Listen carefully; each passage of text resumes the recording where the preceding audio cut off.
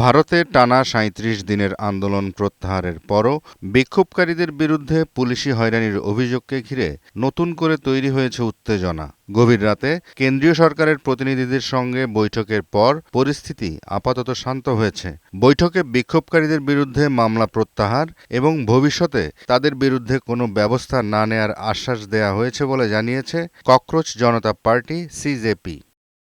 সোমবার গভীর রাতে অনুষ্ঠিত বৈঠক শেষে সিজেপির প্রধান মুখপাত্র সৌরভ দাস জানান, বিহার ও আসাম সরকারের জারি করা প্রজ্ঞাপনের কপি তাদের কাছে হস্তান্তর করা হয়েছে। সেখানে বিক্ষোভকারীদের বিরুদ্ধে দায়ের করা এফআইআর প্রত্যাহার, আটক ব্যক্তিদের মুক্তি এবং ভবিষ্যতে কোনো পুলিশি ব্যবস্থা না নেয়ার নিশ্চয়তা রয়েছে। এ সময় সিজেপির প্রধান মুখপাত্র আরও বলেন, কেন্দ্রীয় সরকার এবং বিজেপি বা এনডিএ শাসিত অন্যান্য রাজ্যেও একই ধরনের প্রজ্ঞাপন জারির প্রতিশ্রুতি দেওয়া হয়েছে। এছাড়া সরকারের পক্ষ থেকে জানানো হয়েছে মঙ্গলবারের মধ্যেই প্রয়োজনীয় পদক্ষেপ নেওয়া হবে।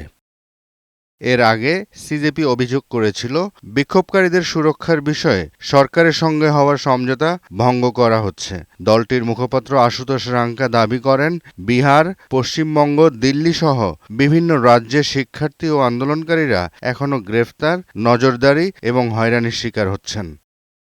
জিয়াউল কবির সুমন, বৈশাখী সংবাদ।